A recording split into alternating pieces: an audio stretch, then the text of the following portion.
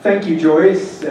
Thank you to the Board of Directors of Powder River Basin Resource Council, current and past, all the efforts you've put in. I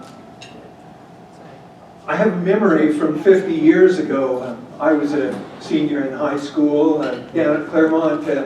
My family was farming and ranching down on Clear Creek on the place that Bob and Carol Loresh are on now. And I remember my dad went to a meeting in a barn down on the Powder River. And the next day I overheard him talking with my mom, and he commented, you know, they're a group of well-intentioned individuals, but I just don't think it has any staying power. So again, I welcome you to the 50th anniversary of Powder River Basin Resource Council.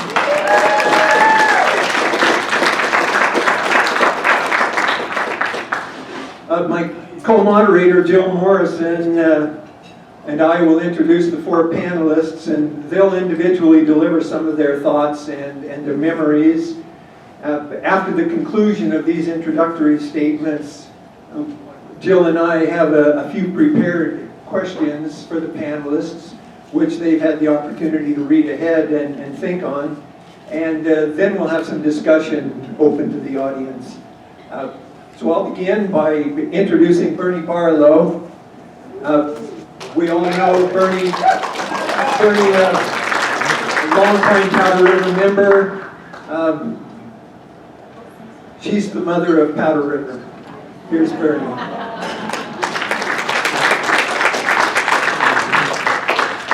I wish to set the record straight. In 1973, when Powder River was organized, I was still trying to be a ranch wife, milking a cow, raising a garden, and looking after 3 kids.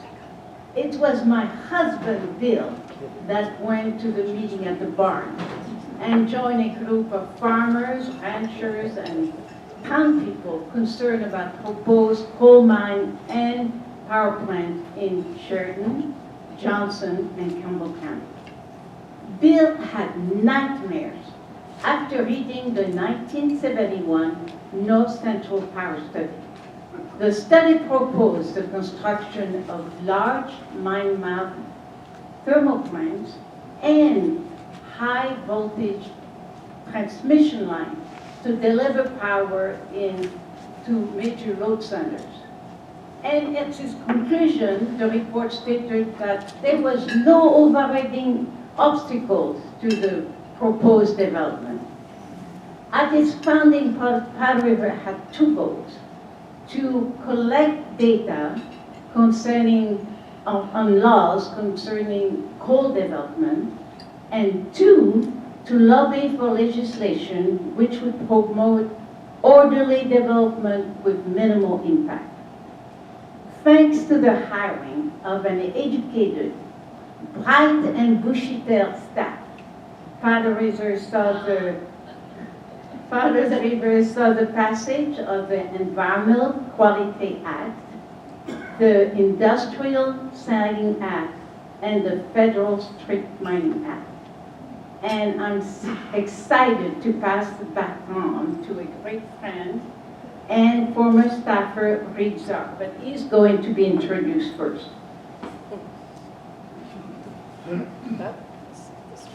Hello? No? It's not working. Thank you, Marge. Thank you. My name is Jill Morrison. I have the pleasure of introducing Reed Zars tonight. And Reed is something of a star, a martial arts jiu-jitsu of environmental efforts. He comes from a ranching family in Colorado, and Reed started working at Powder River as a staff organizer immediately after college in 1977. And that was when Reed's job was to make all these laws that got implemented into act, make them, enforce them. And he ascended to the role of staff director in 1980 and remained with Powder River until 1983, when he left to go to law school. because otherwise he was going to be prosecuted for practicing law without a license. Today he's known as the Environmental Lone Ranger. He's the leading Clean Air Act attorney in the United States. Reed has won cases for clean air against Texaco, Conoco, Pacificor, Southern California Edison, the Tennessee Valley Authority, Lehigh Cement, Public Service Company of New Mexico, and the list keeps growing. Reed has a national practice of public interest law. He is based in Laramie, where he lives with his wife, Megan. I give you a superstar, Reed Zars.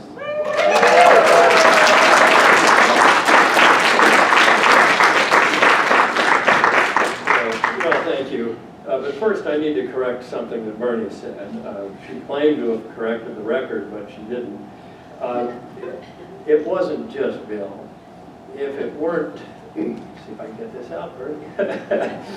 For Bernie, I wouldn't be here.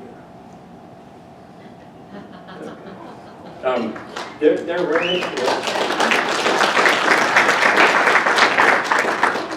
their ranch was an oasis for staff, and just a central point of warmth and comfort that lives with me. I'm sorry. It's just been great. Okay, so we now need to get down to serious business. What I have to tell you today will only basically disclose the failures of Powder River's staff interviewing and selection process. I was hired pretty much sight unseen. I told them I was from a ranch. That was more or less a fraud. And I cruised into town, and they set me up in an office in Douglas. Can you just, okay, so there are the three Lone Rangers. It's R.T. Cox on the left, me in the middle, trying to pose as a rancher, and then Jim Ressick, who was even having a more difficult time posing as a rancher. But to Jim, he was the one who put out this wonderful T-shirt, "Repent your sin-fueled ways." It's very early 80s. Anyway, just will kick me on to the next one, please.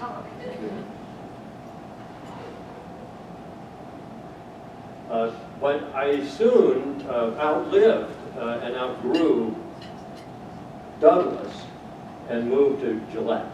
And this was Powder River's office in Gillette. It was not bulletproof, but it was close to free, perhaps. One of Bill Barlow's dwellings. Okay. Just go through two more quickly. And then there's just some staff people. There's Big John, who recently left us. And then Sarah Gorin and George Jones, who also worked at Powder River. This is a number of years ago, of course. Another Trey Child. And then your stellar lobbyist here was Big John Huss, and myself. John cut his hair with a bread knife. I preferred my Swiss Army knife. That was your cast of professionals in those days. So I was sitting in the mobile home one day in the late 70s. We got a notice that Peabody Coal Company wanted to dodge the jurisdiction of the Industrial Siting Act. And there was a way to do that. Under the regulations, you could seek what is called a certificate of insufficient jurisdiction. Well, this rubbed me the wrong way. It just didn't seem right that a large company, this is no ma and pa operation, could claim that our law that we've just passed didn't apply to them, and that they were immune from it. So I began researching their claim. Okay, so in those days, you had to have an operation that was $50 million or more in capital expenditure to qualify for the Industrial Siting Act. They came in at around 49 million. Well, I figured I just have $1 million to go here, and I think we can get them. It seemed odd to me that a number of the other mines were quite a bit more expensive, but I looked into the laws, or the power plants that the Peabody Coal Company, North Antelope Mine, would be servicing. They were in Arkansas. Interesting at that time, the Attorney General of Arkansas was Bill Clinton. He was attacking the power plants for their failure to consider all conservation measures and other things. I contacted them and I asked them if they had any files on any relationship between the power plants and Peabody. They said, well, there was this guy, Tom Trotter, said, you might be interested, and we'll send you a document. And you might find this interesting. So I waited in my mobile home. Things were not instant at this point in time. We had no internet. And so I just waited for the mailman to come. It came, I opened it up, and here it was. Here was the document.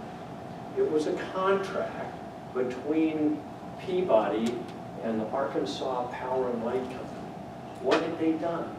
Well, they needed a Marion 8200 drag line to dig the coal.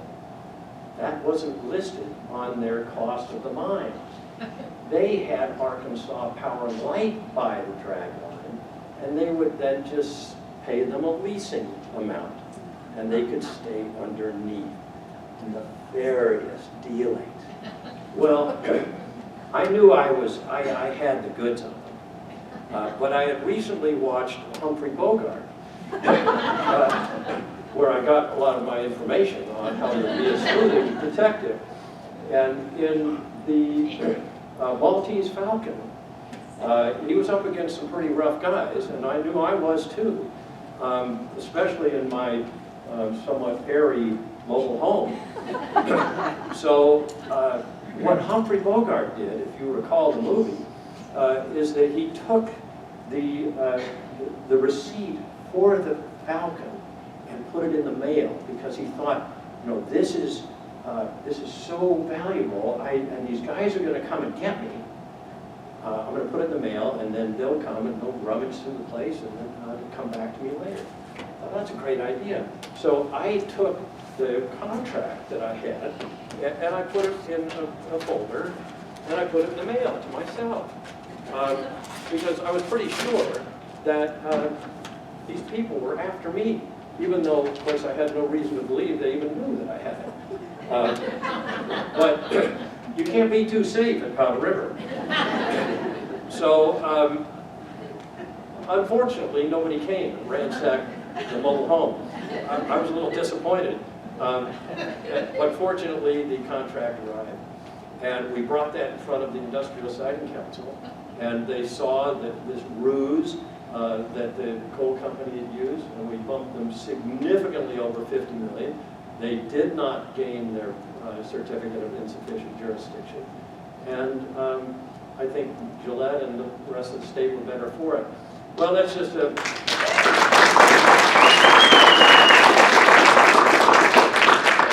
That's when I did get some claims of practicing law without a license, and had to leave the state pretty soon after that. But thank you.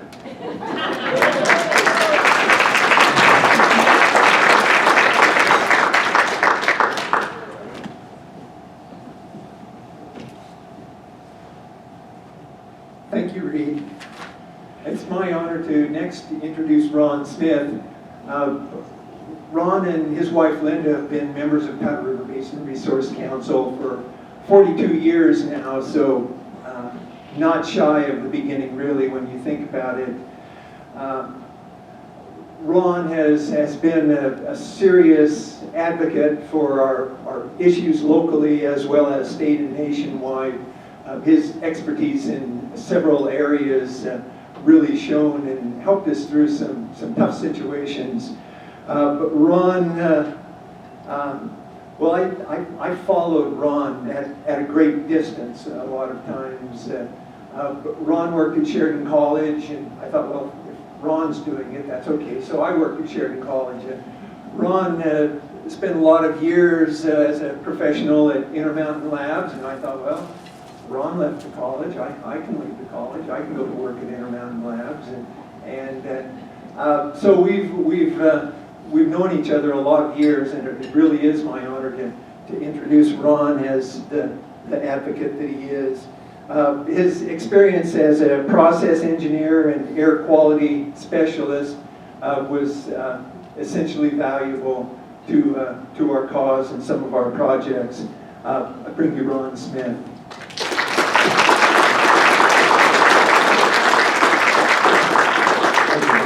Thank you, Roger. Well, you heard Reed speak, so I don't need to tell you how I was persuaded to join Powder River 42 years ago. He and I were running buddies, biking buddies.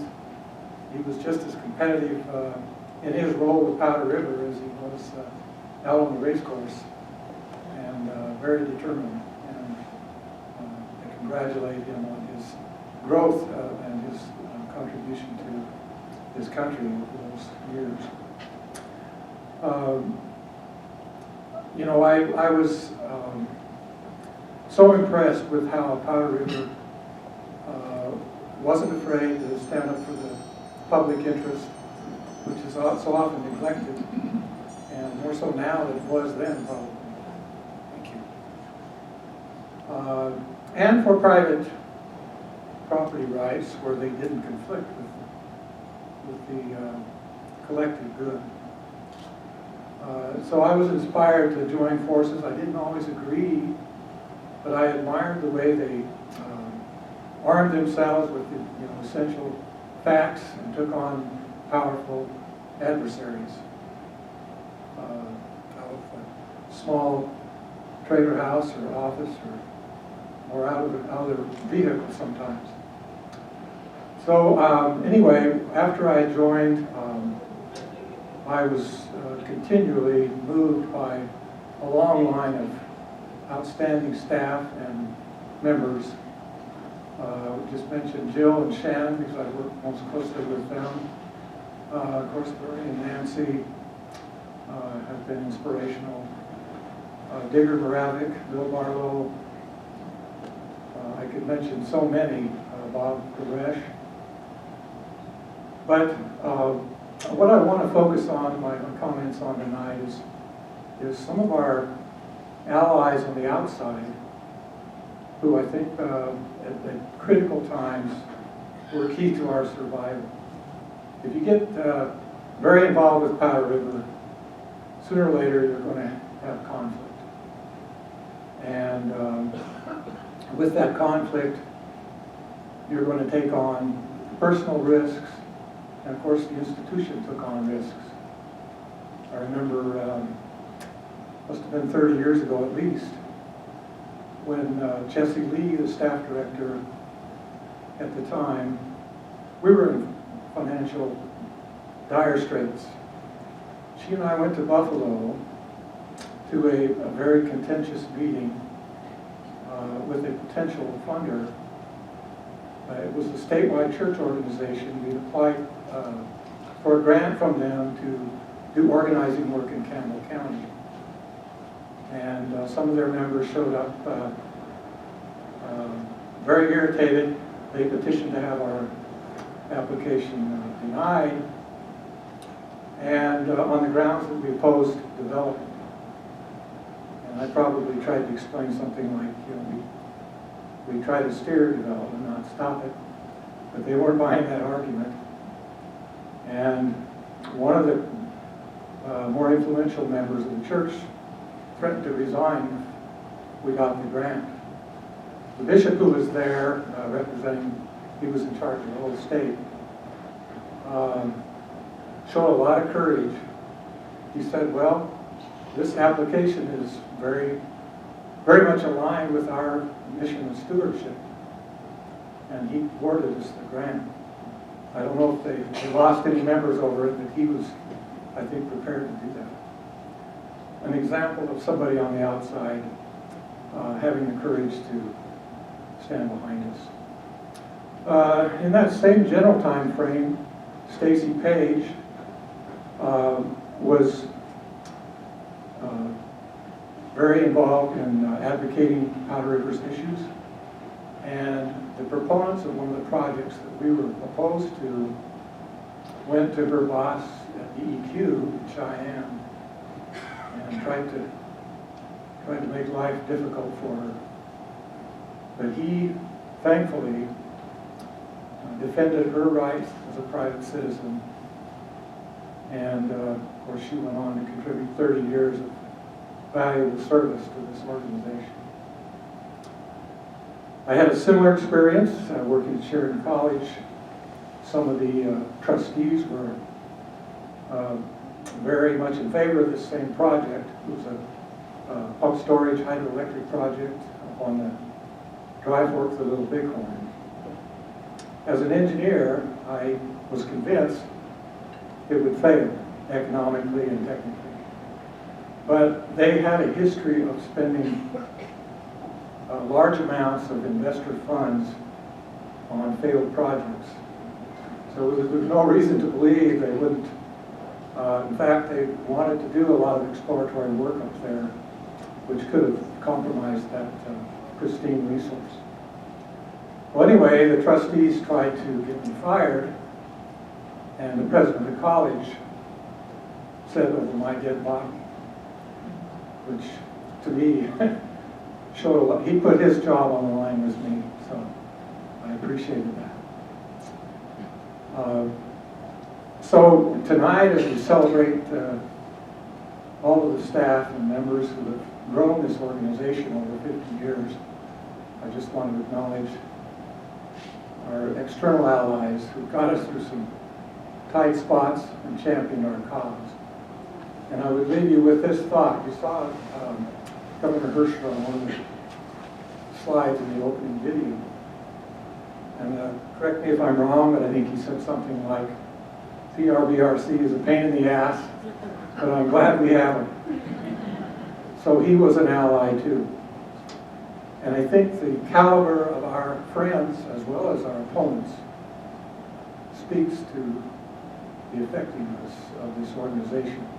Thanks.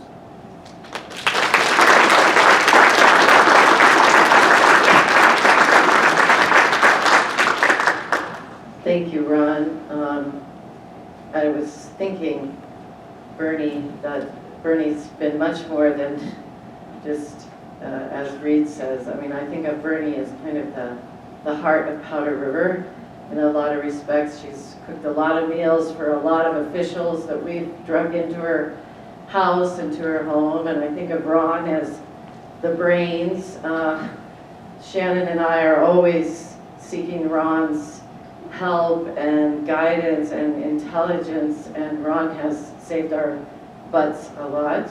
And I'm going to introduce Nancy, and I've said Reed as sort of the martial arts artist, but Nancy I think of as our imagination, our grace, and our elegance, and at many times. And Nancy was born and raised in Sheridan. She's been married to Robert for 57 years. She's a mother of 3 and grandmother to 6.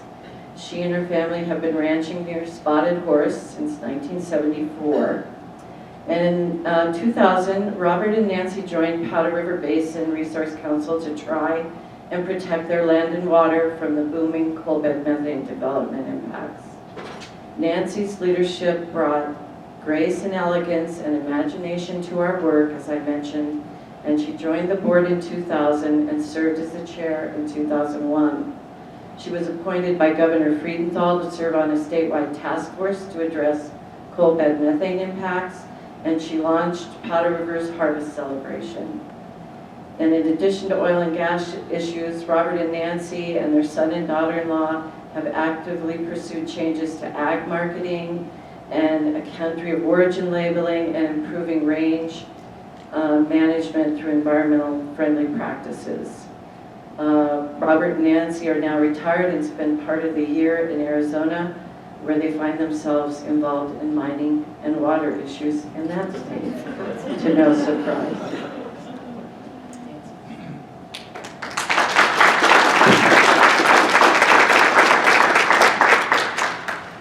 Well, thank you, Jill and Roger and Reed and Ron and Bernie. Oops, I don't want to tip over here. I haven't had anything to drink yet.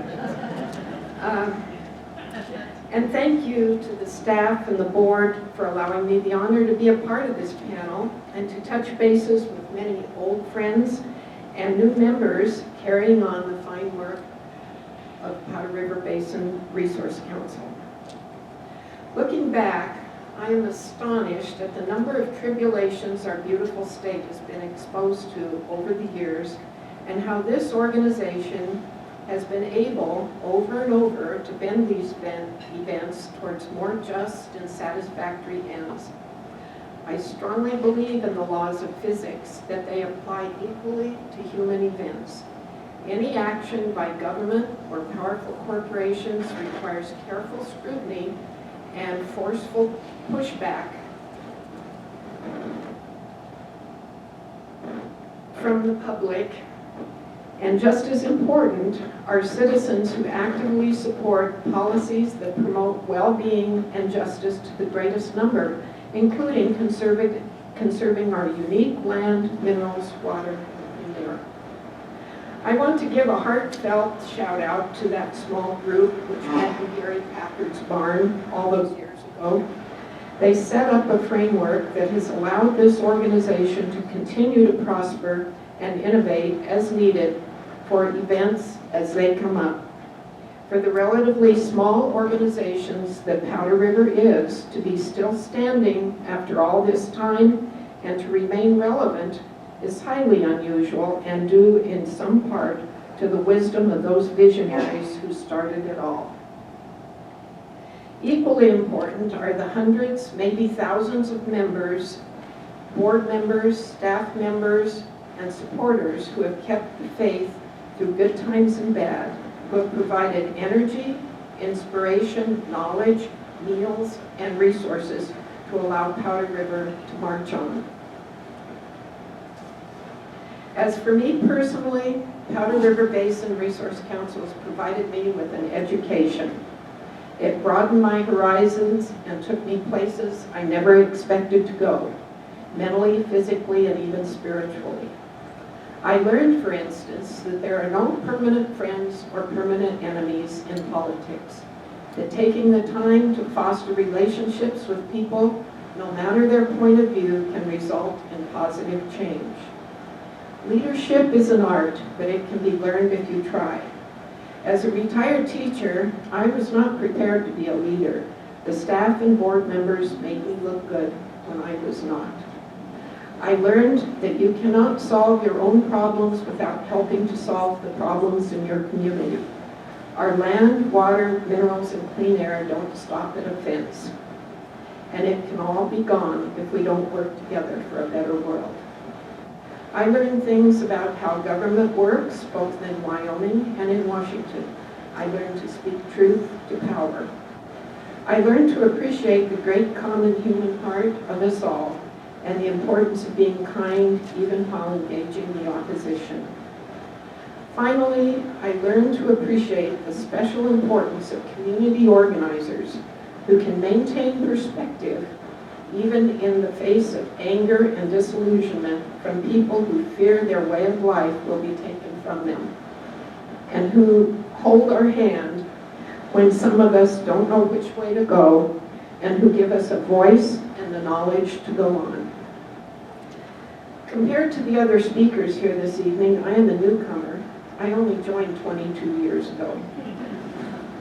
But it has been and continues to be an important part of my life and the source of some of my most precious memories.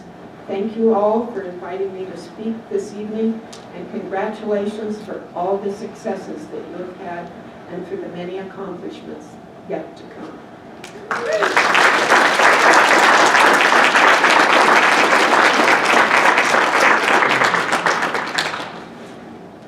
Thank you, Nancy. We'll move into the question and answer part now. And these are open to all the panelists, so I'll pass the mic to whoever wants to go first. Name one or more important outcomes of Powder River Basin Resource Council's activism during your years with the organization.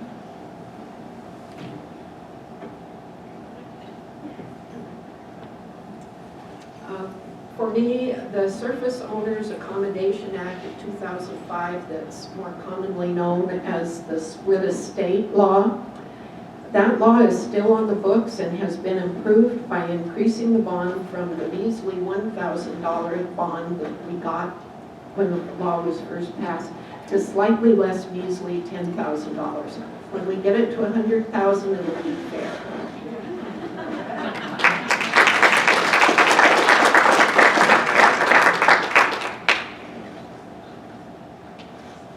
I think the opening slide summed it up pretty well, talking about SMAC, or Surface Mining Control and Regulation Act, the Environmental Quality Act, and which was the foundation for our Department of Environmental Quality. What would we do without them today? I mean, sometimes we're at odds with them, but we rely on them to enforce the laws and pass along the bill. I don't know that I could top those two. What I think makes Powder River unique from other organizations that protect our land and water is that it's not a branch from out of state, of an out-of-state organization that has its own agenda. This group was originally formed by and for Wyoming people. We can use those national groups if necessary, but it is to be on our own terms.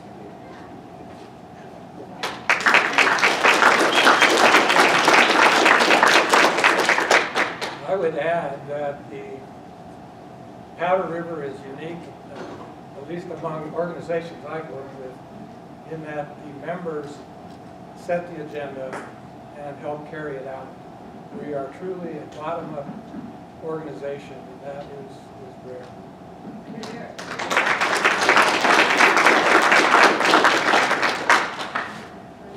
Yeah, I completely agree. Powder River we were so associated with members, and it was truly a grassroots organization. When I was thinking about coming here, I thought, well, I wonder if I can remember the names of some of the people I work with. And I just kept a list by my desk. And I came up, well, Pap Stewart, of course, and then Darrell Hayden, and then Earl Bowler, and then Sally Forbes, and then have I forgotten anything? Oh, Bernie. And I just kept going on and on. Digger, Moravik, Jerry and Chris Cross, all these people. So then I went to my phone book at that time, and I thought, these are things that you don't see in your phone anymore. But these are the people that I was in contact with, that I had coffee with every week almost. That's the distinction, I think, and I would share with Ron, that you don't have national groups doing much other than, I'll keep going, other than sending off, flash emails to an unknown group of thousands.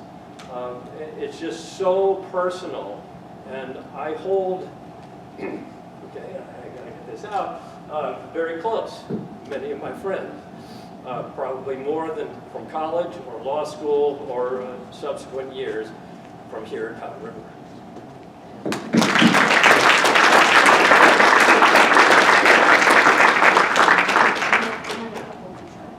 Is this better? Yeah, Yes. this sounds better. Yeah, nice. I just wanted to put an exclamation point on what Reed said, that, and I shout out to Pat Sweeney, and Teresa Erickson, who really did a lot of training for organizers, and for those of us who are organizers, to reach out to people and develop relationships and bring you into leadership and motivate you to get involved in our democracy, because that is fundamentally what it's about, and why we have been so successful is because people are engaged at the grassroots level.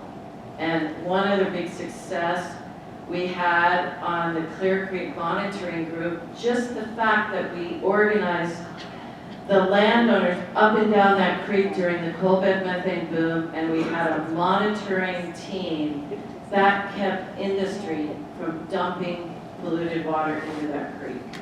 I mean, simple and effective.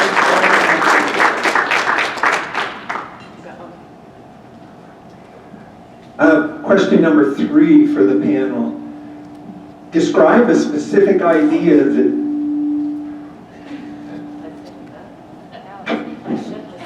Yeah, let me check out. Try again. Well, I know where you thought I was going to put that. Describe a specific idea that you learned during your years with Powder River that helped you navigate the problems of energy development and or agriculture. My question to you is, when you're in communities that perhaps are looking for economic gain in a boom that's coming down the road, and you're trying to not stop it, as you said, but slow it down enough that it can be done properly. How do you think it's most effective to talk to your neighbors, to talk to your community members? Yes.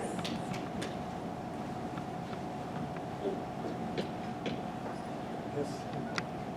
By default, I will answer that question. I think we do have the advantage of 50 years of history now. And it's helpful for people that haven't been through this process to, cite examples of how in the long run it pays to be cautious and responsible and deliberate about development. It's hard to appreciate that in the midst of a crisis, but we have a lot of stories that might communicate that better than just trying to reason with them.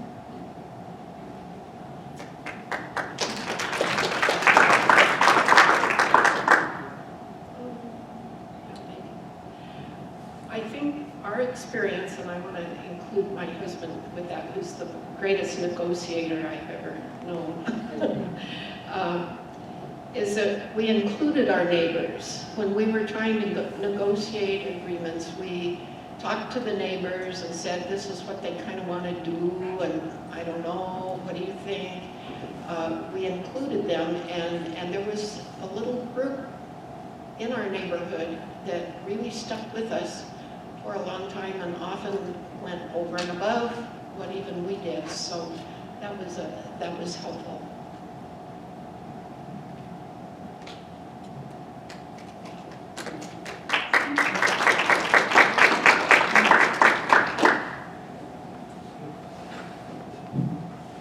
All right, so I'm usually take the strategy of suing people into submission. I found that's pretty helpful. But short of bringing them into federal court, I've also found, and I really like the way that sometimes the Mormon Church operates, where you'll have missionaries that will just go to families and help them. It's not, you're just trying to get to know them and to be a person to them. And I think Powder River could learn from that same modality. These times are just so divisive, and it is extremely, basically almost impossible, I think, to talk reasonably to somebody else about an issue. And so when I work sort of locally, and I find somebody that isn't agreeing with this, I start talking about my kids, basically, and then move on to lawn care. Which can also be controversial. Yeah, right. But just to find some common ground, because we all are human, and you need to find that core that does still connect us. But I've found, short of suing them, okay, again, my preferred mode, is to speak in another language, and often through deeds than words. I think that's interesting that you mentioned kind of a missionary, because I remember when Vicki and Steve and I were organizers together, and we would talk, we are kind of like missionaries, going out to people we don't know and talking to them about Powder River and some issues and trying to get them engaged. And it was a little like that.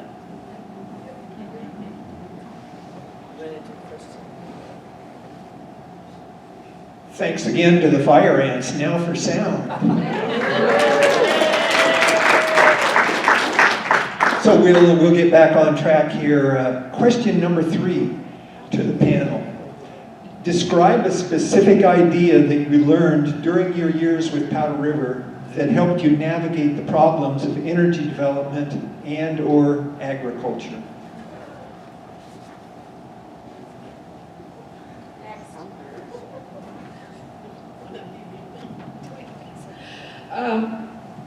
Well, I didn't know anything at all about fossil fuel issues when I joined Powder River.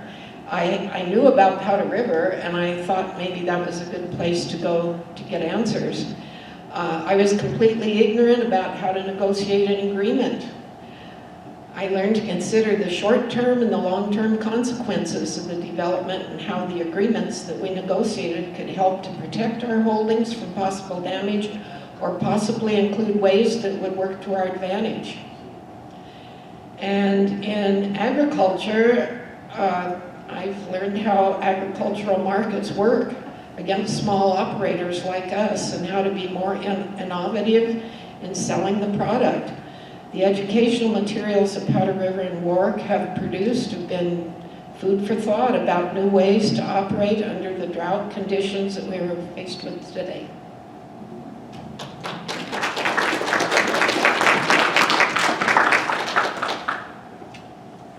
As an engineer, the idea that has stuck with me all these years is the power of numbers. And I mean that in 2 ways. The number of voices that you're able to mobilize for a cause, which Powder River has done well. But also how well you're able to quantify your arguments to sell maybe a skeptical regulator, official, company, whoever you might be trying to persuade.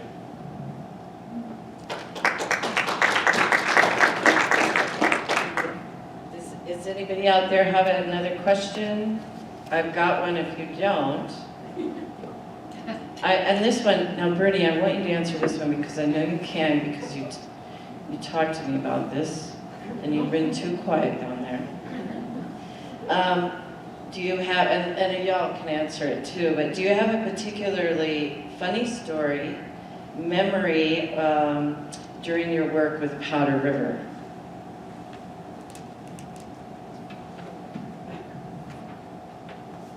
Well, I remember the time that my daughter Nicole was here, needed to have her pig weighed before she started her forage project. So it happened that John House, one of the organizers, Kate, was at the ranch. And so we asked John to get on the scale, and then we handed the pig to, and he weighed himself, and then we handed the pig to John. So it was the pig was screaming, and John was just wondering why he got this job of having to weigh that pig. So anyway, that's one of the first, that's how we use those organizers when we came to a place. Put them to work, you know, dig a sewer line or something like that. That's how we fed them, and then we put them to work.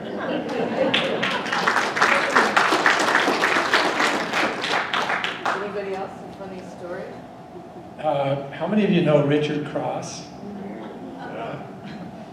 Well, he's a colorful character and kind of an intriguing background. A sociology degree, 2 years in the Peace Corps, studied law for a year. He was a great leader at Powder River, but he had a habit of falling asleep during the board meetings. And on one occasion, we were discussing an issue, and he was in and out of consciousness, which was surprising no one. And when he woke up, somebody said, "Richard, you were nodding off and missed the vote." And without even cracking a smile, he said, "No, I was just signaling my agreement with the motion." So even when he was asleep, he was pretty quick.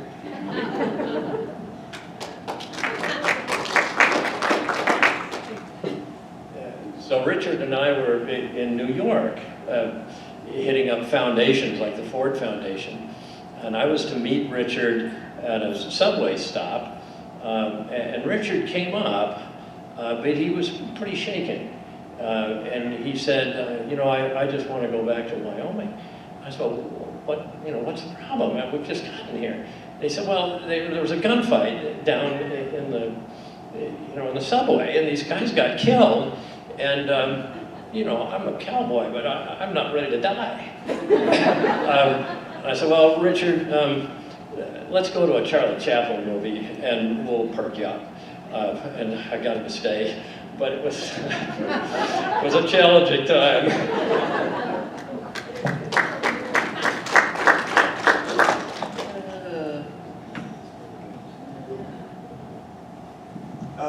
Another humorous story, and this ties in with the project that really started Sheridan Area Resource Council, the pump storage project on the Dry Fork of the Little Horn. And Ron spoke about this, and this also includes a couple of outside people who were instrumental in our success in this area. There were some agents from the Federal Energy Resource Council, FERC, in town, and there was going to be a public hearing held at the Sheridan Junior High auditorium. And there were also some individuals from the EPA Region 8 office in Denver in town, and so we'd been out all day, and we'd taken tours on the mountain and hiked around. And there was one particular gentleman who was an EIS specialist with the EPA, and he was, the FERC panel was up at a table like this, and looking all powerful. And Wes Wilson was sitting like where Robert is here in the front row, and Wes Wilson got up and he came up to the table, and he took the microphone, and he turned his back on FERC like I am to the panel here, and someone on the panel said, no, you're addressing the FERC. This is a FERC hearing, and Wes said, I'm here to talk to the people.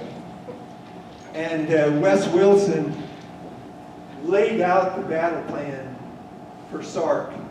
And through Wes's expertise and Suzanne Werthel, who was also along, she was a toxicologist with the EPA and had a lot of experience with bad results from dam projects. These were two individuals who laid out the battle plan for SARC and Powder River's victory in that event.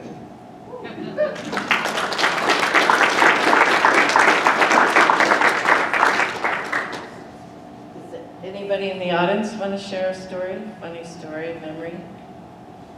While you're thinking about it, I will tell you if any of you remember Ed Swartz, who was just tough, strong, outspoken, not afraid to cuss in public guy, and that's what I liked about him. Because I have that same temperament sometimes. But it was during the coal bed methane wars, and Ed's ranch and some other ranchers' places had really been damaged by the coal bed methane discharge water running downstream and just completely destroying their alfalfa fields and their meadows and salting them out. And we were on a tour, one of, dozens and dozens of tours. We took EPA on, and all these different officials and state officials, and the head of the DEQ at that time, John Cora, who was in one of those comics that was up there of see no science, hear no science, speak no science. And those guys actually looked like that. And he had that frame in his office. Yeah, he liked that cartoon, we did. But he gets out, we're at another rancher's, Kenny Claybaugh's place, and we're all there for the show and tell and look at the damage. And John Cora gets out of the state vehicle, and Ed Swartz looked at him and says, well, God damn it, John, you mean nobody's hung you yet.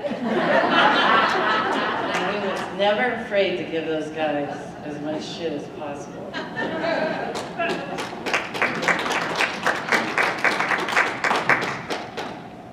Do we have any questions or comments from the audience? All right. With the evolving, I don't need that, with the evolving energy landscape, would you have a blueprint for the next 50 years? What's the blueprint for the next 50 years? Ernie. Ron, the brain. It's Ron. Once again, the default answer. The brain. Yeah, I don't know, I haven't been involved in the visioning sessions that the board has done, so I can only guess what they might have discussed. But certainly, wind is an abundant resource in Wyoming and is taking off exponentially with or without the incentive, government incentives. The price has come down to where it's competitive without subsidy. So I see wind becoming more and more important, and there will be a day when our politicians will safeguard wind the way that they're now trying to safeguard coal. Another resource, which I know there's a lot of disagreement within this organization and the public in general, but is nuclear, and Wyoming has something like 90% of the nation's uranium resources. So if nuclear does find a way to get over its own problems, Wyoming is poised to produce a lot of uranium. I guess I'll leave it. Well, no, I had one more comment, and this is somewhat ironic because we did oppose that pump storage project, but we didn't oppose the technology, and that in the right place there are excellent opportunities for pump storage. And Pacific Corp is actively studying some of these areas that were looked at 30 or 40 years ago, and then it just wasn't economical at that time. But they make a good complement to wind because they share this transmission infrastructure, and they store the energy that the wind generates intermittently.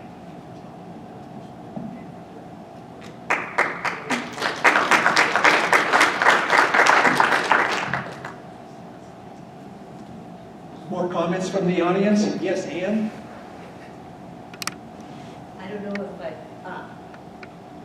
So, in terms of looking at the next 50 years, I just want to hark back to what I remember Reed and John saying to each other was the real motto of Powder River, which was not published, which was, if it's progress, we're against it.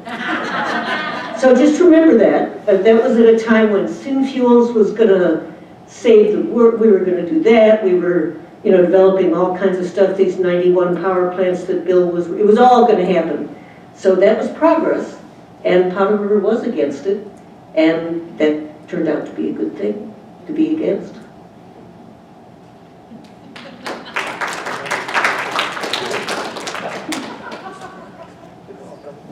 Comments from the panel on that?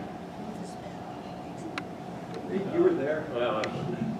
Well, the real quote was, if it smells like progress, we're against it. Or it smacks of progress. We use it intermittently, interchangeably. It was said somewhat in jest, but I think that was the beginning assumption. And Wyoming has been an energy colony. It's just a fact of the matter. And we export already far more than energy than we use. So Wyoming, if you want to just talk about Wyoming, you're fine. You could cut off these power plants and just run on wind alone, couldn't you? With the storage. Yeah, with the storage. My office is total solar. I export 50%, so I've overbuilt it 50%. And it works well on individual homes. So the other challenge is transportation, and that's a challenge. Plus, really heavy construction equipment and big rigs. Those have been very difficult to figure out how do you get these off at diesel. Yeah, and the batteries are just still significantly heavy. The Teslas are 7,000 pounds. They're very heavy vehicles, and so it takes a lot to make them and build them and keep the tires on. So I think battery storage is going to be really a necessary breakthrough. But anyway, I don't know if we certainly don't have all the answers. That would sound like progress to me that we can support. Or smell it. I smell like it anyway. Any other questions or comments? Yeah, before I was an organizer, I was a member. And the person who drew me into the fold was Jill. I had read about the pump storage project in a Little Bighorn, and I was just appalled by it. I grew up in this area, and that sounded like a really bad idea to me. Well, so I just called to find out, what's this all about? And she's on it now. She said, let me take you to coffee. And she did. And she made me feel important. She made me feel valuable. She made me feel wanted. And so I think if there's one thing we can't lose, it's that piece. Because we can't really depend on big guys to solve our problems anymore. We've solved a great deal. So if I was to say the next thing to do is the same thing we've always done, and that's make people feel important. Talk to them one-on-one. It's laborious, it's time-consuming, but I can't think of anything else that'll work, particularly when we're so divided, because you can sit down with a person one-to-one and you become human. But that would be my thought.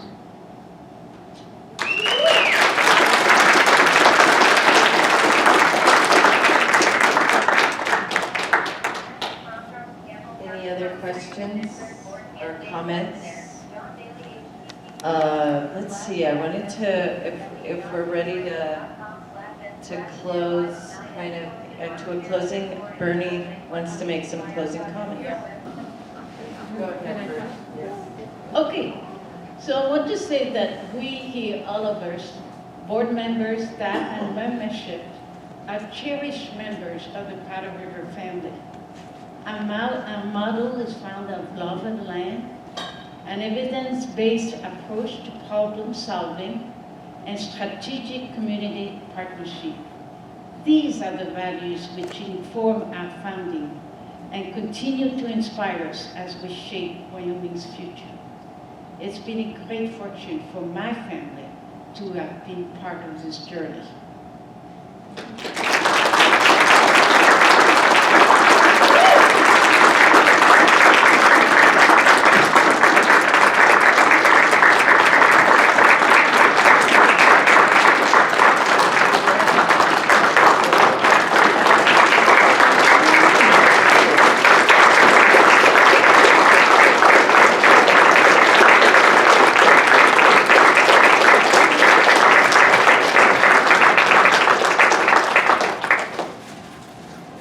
Well, that concludes tonight's program.